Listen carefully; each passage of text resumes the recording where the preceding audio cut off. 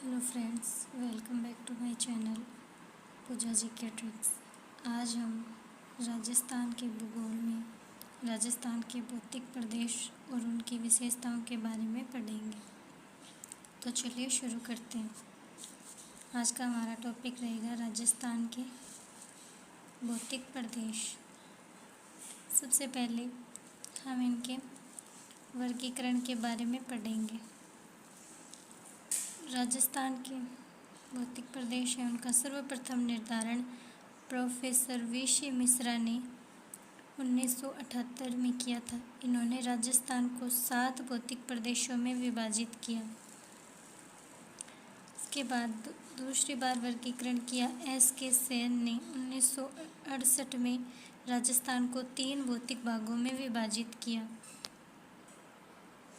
उसके बाद तीसरी बार डॉक्टर रामलोचन सिंह ने 1971 में राजस्थान को 2 भागों, 4 उपभागों तथा 12 लघु प्रदेशों में विभाजित किया।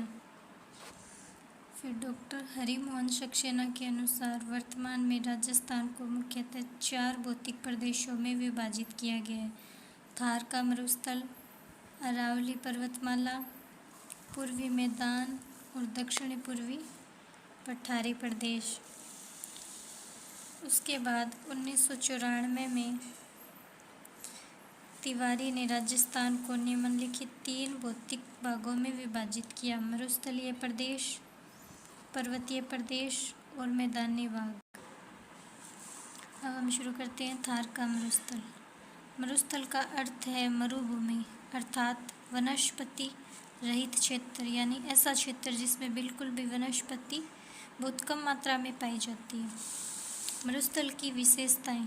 मरुस्थल की हमें निम्नलिखित विशेषताएं देखने को मिलती है। मरुस्थलीय क्षेत्र में वर्षा की कमी होती है, वनस्पति की कमी होती है, खाद्यान्नों की कमी होती है, कृषि योग्य भूमि की कमी होती है और मरुस्थल के प्रतिकूल प्रभाव भी होते हैं, जैसे गर्म मरुस्थल भी हो सकता है, मरुस्थल ठंडा भी हो सकता है, इस प्रकार से। फिर थार के मरुस्थल को टेथिस सागर का अवशेष माना जाता है। थार का मरुस्थल टेथिस सागर का अवशेष है। इसके हमें निम्नलिखित प्रमाण देखने को मिलते हैं। पहला प्रमाण है खारे पानी की झीलें। दूसरा है कुलधरा गांव जैसलमेर में मछली के अवशेष। तीसरा है अवसादी चट्टानों की प्रधानता। थार का मरुस्थल विश्व का 70वां सबसे बड़ा मरुस्थल है। मरुस्थल मार्च। मरुस्थल का अपने मूल स्थान से निरंतर आगे बढ़ना मरुस्थल मार्च कहलाता है, यानी कि मरुस्थल का प्रसार। पलाया, रन या टाट। मरुस्थल में वर्षा ऋतु में अस्थायी झीलों का निर्माण हो जाता है, उन्हें पलाया, रन या टाट कहते हैं तथा इस क्षेत्र में पालीवाल ब्राह्मणों द्वारा कृषि की जाती है। उस कृषि को खड़ीन कृषि कहा जाता है। मरुस्थल का प्रसार दक्षिण पश्चिम से उत्तर पूर्व दिशा की ओर होता है, जो कि मरुस्थलीय क्षेत्र की ढाल के विपरीत दिशा में होता है। सर्वाधिक मरुस्थल मार्च हरियाणा राज्य में होता है तथा मरुस्थल मार्च के लिए उत्तरदायी कारक बरखान बालू का स्तूप है। मरुस्थल का ढाल उत्तर पूर्व दिशा से दक्षिण पश्चिम दिशा की ओर है तथा मरुस्थल का जो प्रचार प्रसार है वो दक्षिण पश्चिम से उत्तर पूर्व दिशा की ओर होता है। तो ये दोनों एक दूसरे के विपरीत हैं। मरुस्थलीकरण। मरुस्थल के लगातार आगे बढ़ने की प्रक्रिया मरुस्थलीकरण कहलाती है। मरुस्थलीकरण के लिए उत्तरदायी कारक निम्न प्रकार है: वनोन्मूलन यानी वनों को काटना, निर्वनीकरण वनों का धीरे धीरे समाप्त होना और जलवायु परिवर्तन। उसके बाद अगला चौथा कारक है जनसंख्या तथा नगरीकरण जो निरंतर बढ़ रहा है, अतिचारण, पशुचारण, मृदा का अनुचित प्रबंधन, ये सभी मरुस्थलीकरण के लिए उत्तरदायी कारक है।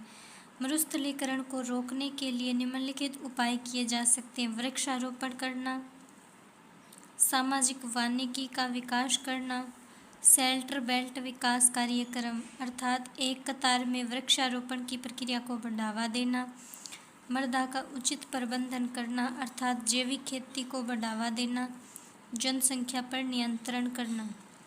यह उपाय अपनाकर हम मरुस्थलीकरण को रोक सकते हैं।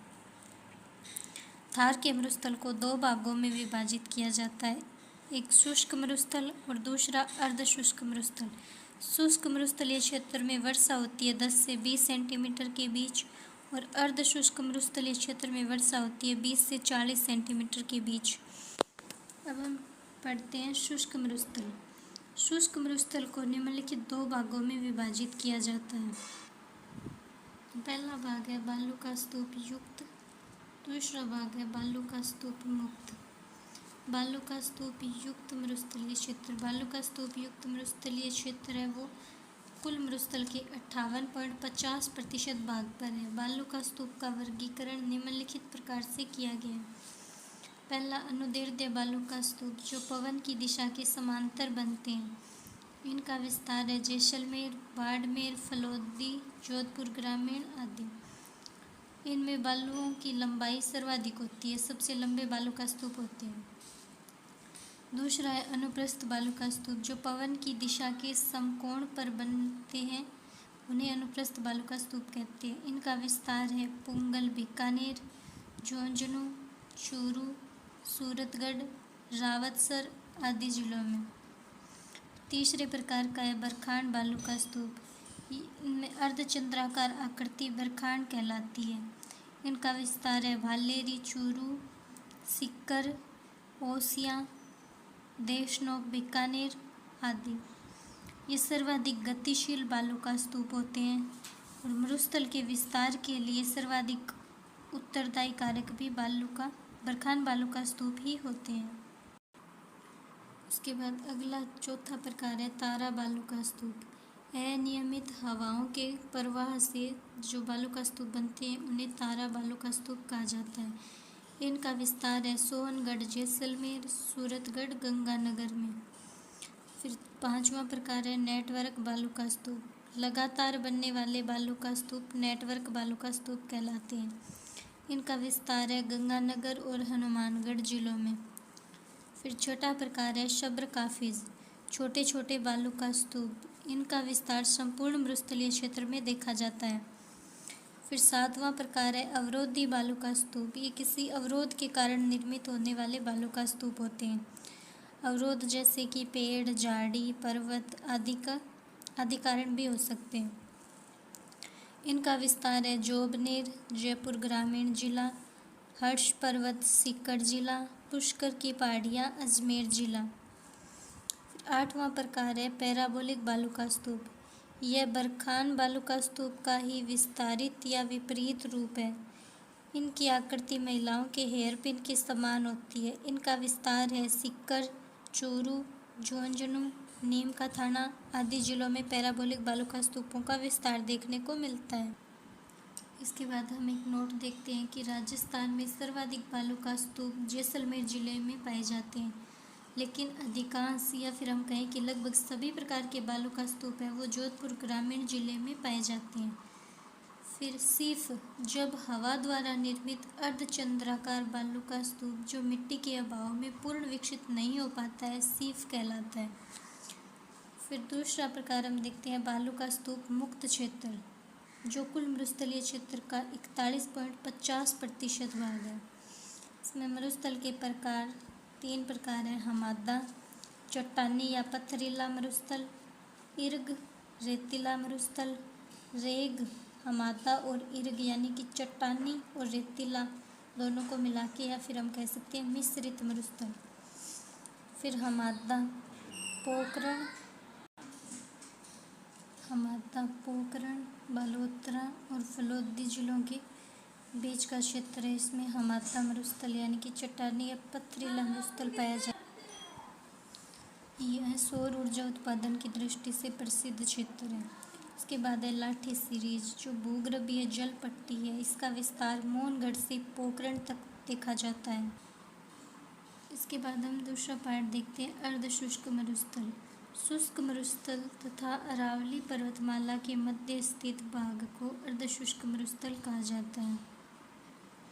शुष्क मरुस्थल तथा अर्धशुष्क मरुस्थल को दो भागों में विभाजित करने वाली समवर्षा रेखा 25 सेंटीमीटर है।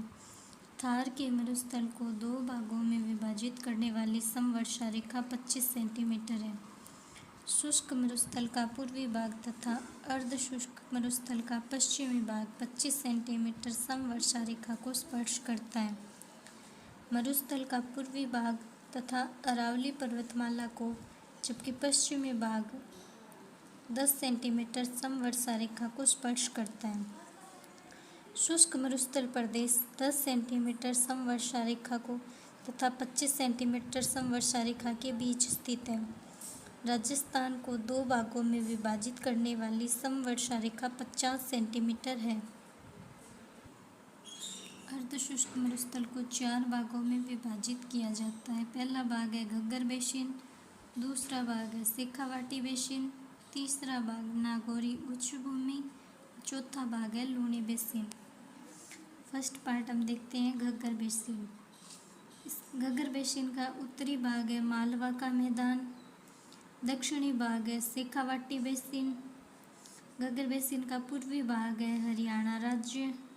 घग्गर बेसिन का पश्चिमी भाग है 25 सेंटीमीटर समवर्षा रेखा। घग्गर बेसिन में जो जिले आते हैं वो है गंगानगर, हनुमानगढ़, अनूपगढ़ का उत्तरी भाग आदि।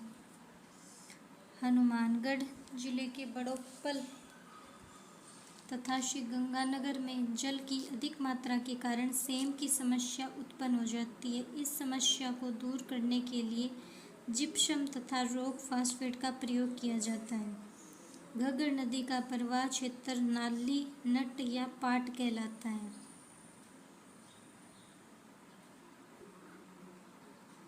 सर्वाधिक अम्लीयता तथा क्षारीयता की समस्या घग्गर नदी बेसिन में ही देखने को मिलती है। घग्गर दोआब क्षेत्र सतलज और घग्गर नदी के मध्य का जो मैदानी भाग है वो घग्गर दोआब क्षेत्र कहलाता है। इसके बाद थली, बीकानेर से चूरू तक की जो मरुस्थलीय पट्टी है उसे थली कहा जाता है। थली मरुस्थल का जो दक्षिण पश्चिम निम्नतम भाग है उसे थली कहते हैं। फिर दूसरा भाग है शेखावाटी प्रदेश या बांगड़ क्षेत्र। इसमें निम्न जिले आते हैं चूरू, सीकर, झुंझुनू, नीम का थाना, डीडवाना, कुचामन का उत्तरी भाग आदि जिले शेखावाटी प्रदेश में सम्मिलित हैं। इस क्षेत्र में बरखान बालू का स्तूपों की अधिकता पाई जाती है। ये बरखान बालू का स्तूप जो है वो मरुस्थल प्रसार के लिए सर्वाधिक उत्तरदायी कारक माने जाते हैं। वर्षा ऋतु में यहाँ अस्थायी तालाब निर्मित हो जाते हैं जिन्हें सर या सरोवर कहते हैं। इस क्षेत्र की प्रमुख नदी है कांतली नदी, जो ढाल के विपरीत दिशा में बहती है। कांतली नदी का प्रवाह क्षेत्र तोरावाटी बेसिन कहलाता है। कांतली नदी है वो शेखावाटी प्रदेश की प्रमुख नदी है, जिसका प्रवाह क्षेत्र तोरावाटी बेसिन कहलाता है। इसके बाद तीसरा पार्ट है नागौरी उच्च भूमि। इसका विस्तार निम्नलिखित जिलों में देखने को मिलता है: नागौर, डीडवाना, कुचामन, अजमेर। नागौरी उच्च भूमि का पूर्वी भाग है अरावली पर्वतमाला। नागौरी उच्च भूमि का पश्चिमी भाग है शुष्क मरुस्थल। नागौरी उच्च भूमि का उत्तरी भाग है शेखावाटी प्रदेश। नागौरी उच्च भूमि का दक्षिणी भाग है लूणी बेसिन। होंच बेल्ट मेड़ता नागौर जिले से पुष्कर अजमेर जिले के बीच फ्लोराइड से प्रभावित क्षेत्र होंच बेल्ट कहलाता है। इस क्षेत्र को कुब्बड़ पट्टी, बंका पट्टी, फ्लोरोसिस पट्टी या होंच बेल्ट भी कहा जाता है, क्योंकि इस क्षेत्र में जो जल है उसमें फ्लोराइड की बहुत अधिक मात्रा पाई जाती है, जिससे इंसानों में कुब्बड़ निकल आती है। इस कारण इसे कुब्बड़ पट्टी, बंका पट्टी या होंच बेल्ट भी कहा जाता है। फिर हम यहाँ पे एक नोट देखते हैं कि एच.एम. शर्मा के अनुसार यहाँ की यानी कि जो नागौरी उच्च भूमि है, इस क्षेत्र की जो खारे पानी की झीलें हैं वो टेथी सागर का अवशेष नहीं मानी जाती हैं, क्योंकि सागर के जल में मैग्नीशियम तत्व की अधिकता होती है, जबकि यहाँ नागौरी उच्च भूमि का जो क्षेत्र का जो जल है उसमें मैग्नीशियम तत्व की कमी देखी जा रही है। इस कारण हम ये कह सकते हैं कि यहाँ की जो खारे पानी की झीलें हैं वो टेथी सागर का अवशेष नहीं मानी जा सकती हैं। इसके बाद देखते हैं हार्डपन। नागौर जिले से बीकानेर जिले के बीच का जो जिप्सम जमाव क्षेत्र है उसे हार्डपन कहा जाता है। इस जमाव क्षेत्र को 3 भागों में बांटा गया है। पहला मकराना श्रेणी जो संगमरमर जमाव क्षेत्र है। दूसरा मांगलोद श्रेणी जो जिप्सम जमाव क्षेत्र है। तीसरा जायल श्रेणी जो फ्लोराइड क्षेत्र है। नागौरी उच्च भूमि के धरातल के नीचे माइकासिस्ट चट्टानों की प्रधानता पाई जाती है, यानी माइकासिस्ट चट्टानें हैं वो सर्वाधिक मात्रा में यहाँ पाई जाती है। इसके बाद हम इसका चौथा पार्ट यानी कि लास्ट देखते हैं, लूणी बेसिन। लूणी बेसिन का विस्तार निम्नलिखित जिलों में देखने को मिलता है। पहला जिला है अजमेर, दूसरा नागौर, तीसरा ब्यावर, चौथा जोधपुर ग्रामीण, पांचवा जालोर, छठा सांचौर, बालोतरा और बाड़मेर। इनमें से जो नए जिले बने हैं वो है ब्यावर, जोधपुर ग्रामीण, सांचौर और बालोतरा। इसके बाद है लूणी बेसिन का उत्तरी भाग है वो नागौरी उच्च भूमि है। लूणी बेसिन का दक्षिणी भाग है गुजरात जिला, यानी लूणी बेसिन के जो दक्षिण में है वो गुजरात राज्य की सीमा लगती है। फिर लूणी बेसिन का जो पूर्वी भाग है वो अरावली पर्वतमाला को स्पर्श करता है। उसके बाद लूणी बेसिन का जो पश्चिमी भाग है वो शुष्क मरुस्थल को स्पर्श करता है। फिर यहाँ पर हम एक नोट देखते हैं कि लूणी बेसिन जो क्षेत्र है इस क्षेत्र में 56 की पहाड़ियाँ जो सिवाना से बालोतरा तक विस्तृत है। 56 की पहाड़ियों में बालोतरा जिले में स्थित पीपलूद में मरुस्थल की सर्वाधिक मात्रा में वर्षा होती है। इस कारण पीपलूद को राजस्थान का माउंट आबू या मरुस्थल का माउंट आबू भी कहते हैं, क्योंकि जो 56 की पहाड़ियाँ हैं उसमें बालोतरा जिले के अंदर पीपलूद में सर्वाधिक मात्रा में वर्षा होती है। यहाँ पे नाकोड़ा भैरव का मंदिर भी बना हुआ है। रेल, जालोर जिले में लूणी नदी का जो बेसिन है उसे रेल कहा जाता है। काला भरा डूंगर, पाली के पूर्व में स्थित हरा भरा क्षेत्र लूणी बेसिन का उत्तरी भाग है। इसे काला भरा डूंगर भी कहा जाता है। इसके बाद हम अन्य कुछ महत्वपूर्ण तथ्य भी देखते हैं, जैसे नकली स्थान। मरुस्थल में किसी झील के चारों तरफ हरियाली विकसित हो जाती है उसे नकली स्थान कहते हैं। जैसे कोलायत झील बीकानेर जो मरुस्थलीय क्षेत्र में स्थित है और इसके चारों ओर विकसित हरियाली का क्षेत्र है वो नकली स्थान कहलाता है। इसके बाद दूसरा हम देखते हैं बालसन। मरुस्थलीय क्षेत्र में 2 पर्वतों के मध्य जिस झील का निर्माण होता है उससे बालसन कहते हैं। जैसे सांबर झील, यानी कि जो 2 उच्चतम भूमि है, मान लो कि ये 2 पर्वत हैं, इन दोनों के बीच यहाँ पे किसी झील का निर्माण होता है तो उसे बालसन कहते हैं, जैसे सांबर झील। अब हम देखते हैं मरुस्थलीय प्रदेश का सारांश। शॉर्ट में हम उसको संपूर्णता से देखते हैं कि क्या क्या हमने पढ़ा। उत्पत्ति, मरुस्थलीय प्रदेश की उत्पत्ति है वो टेथी सागर का अवशेष है। महायुग जिसमें मरुस्थलीय प्रदेश की उत्पत्ति है वो है नियोजोइक युग। प्लीस्टोसीन युग में मरुस्थलीय प्रदेश की उत्पत्ति हुई है।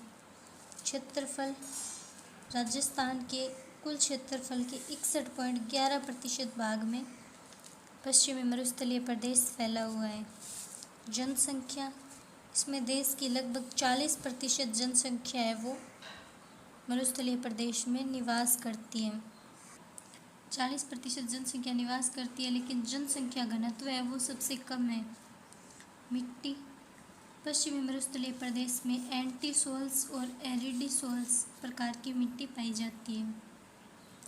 वर्षा, पश्चिमी मरुस्थलीय प्रदेश में 50 सेंटीमीटर से कम मात्रा में ही वर्षा होती है।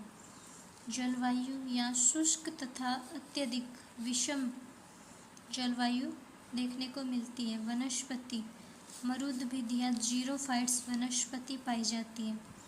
फसल पश्चिमी मरुस्थलीय प्रदेश में निम्नलिखित फसलें पाई जाती है, जैसे बाजरा, ज्वार, मूंग, मोठ आदि, यानी कि लगभग खाद्यान्न वाली फसलें पश्चिमी मरुस्थलीय प्रदेश में देखने को मिलती है। चट्टानें पश्चिमी मरुस्थलीय प्रदेश में अवसादी चट्टानों की प्रधानता होती है, जिनमें खनिज तेल, कोयला, पेट्रोलियम आदि देखने को खनिज अधात्विक खनिज अत्यधिक मात्रा में इनमें पाए जाते हैं और जीवाश्म ईंधन जैसे कोयला, पेट्रोलियम ये देखने को मिलते हैं।